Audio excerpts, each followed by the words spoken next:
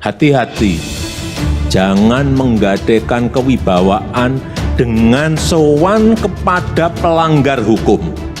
Jokowi wanti-wanti soal lawan Eropa. Ancaman, tantangan geopolitik global sekarang ini harus kita hati-hati, harus kita waspadai, sehingga kesiapan dalam menghadapi setiap tantangan dan perubahan-perubahan apapun yang terjadi harus siap.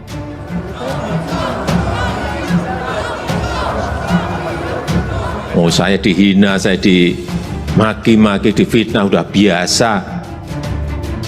Ada moral aja, takut ngapain. Baca ini, hati-hati, ini kebebasan berpendapat. Tapi kalau menyebabkan ketertiban masyarakat di daerah menjadi terganggu, tidak soal.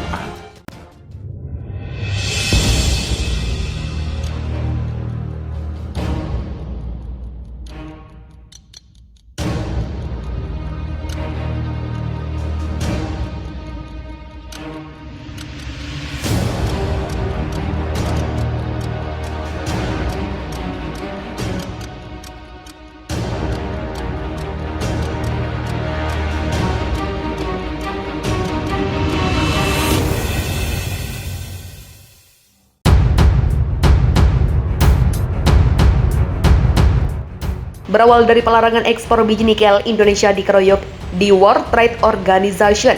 Mengutip situs resmi WTO, Uni Eropa mengajukan ke WTO diajukan pada 22 November 2022. Disebutkan Uni Eropa mengklaim bahwa pembatasan ekspor bahan mentah tertentu termasuk yang memerlukan persyaratan pemrosesan dalam negeri, kewajiban pemasaran dalam negeri, dan persyaratan perizinan ekspor tidak sesuai dengan pasal. Berawal dari pelarangan ekspor biji nikel, Indonesia dikeroyok di World Trade Organization.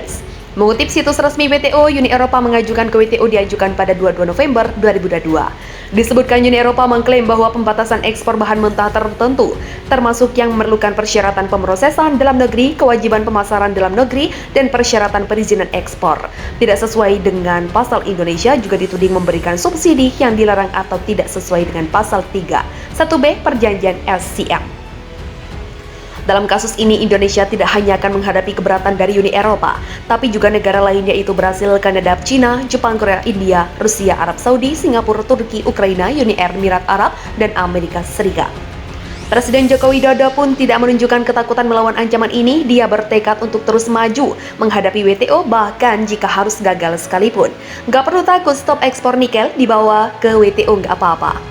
Dan kelihatannya kita juga kalah di WTO, nggak apa-apa, tapi barangnya sudah jadi dulu, industrinya sudah jadi. Nggak apa-apa, kenapa kita harus takut?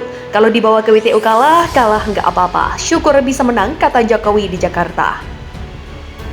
Berawal dari pelarangan ekspor biji nikel, Indonesia dikeroyok di World Trade Organization. Mengutip situs resmi WTO, Uni Eropa mengajukan ke WTO diajukan pada 22 November 2022. Disebutkan Uni Eropa mengklaim bahwa pembatasan ekspor bahan mentah tertentu termasuk yang memerlukan persyaratan pemrosesan dalam negeri, kewajiban pemasaran dalam negeri, dan persyaratan perizinan ekspor tidak sesuai dengan pasal. Indonesia juga dituding memberikan subsidi yang dilarang atau tidak sesuai dengan pasal 3(1)(b) Perjanjian SCM. Dalam kasus ini, Indonesia tidak hanya akan menghadapi keberatan dari Uni Eropa, tapi juga negara lain yaitu Brasil, Kanada, Cina, Jepang, Korea, India, Rusia, Arab Saudi, Singapura, Turki, Ukraina, Uni Emirat Arab, dan Amerika Serikat. Presiden Joko Widodo pun tidak menunjukkan ketakutan melawan ancaman ini. Dia bertekad untuk terus maju menghadapi WTO, bahkan jika harus gagal sekalipun. Negara-negara di Eropa adalah yang paling diuntungkan jika kemudian Indonesia kalah dalam gugatan di WTO. Pasalnya hal ini berkenaan dengan ketahanan industri baja anti karat Eropa. Nikel sendiri merupakan komponen penting dalam produksi stainless steel. Sebagian besar kandungan baja tahan karat mengandung nikel karena meningkatkan ketahanan korosi. Juru bicara Eurofer, Carles de Lusignan, menyebutkan penimbunan material ini di Indonesia meningkatkan daya saing industri baja tahan karatnya.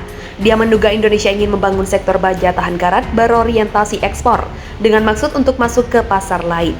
Mengingat bahwa nikel mewakili 45% dari biaya produksi baja tahan karat, mereka memperoleh bagian ini melalui cara yang tidak dapat dibenarkan. Katanya industri baja telah lama menempati posisi strategis dalam ekonomi Uni Eropa mendorong inovasi pertumbuhan dan lapangan kerja. Menurut Eurofair, industri besi dan baja menempati urutan ketiga.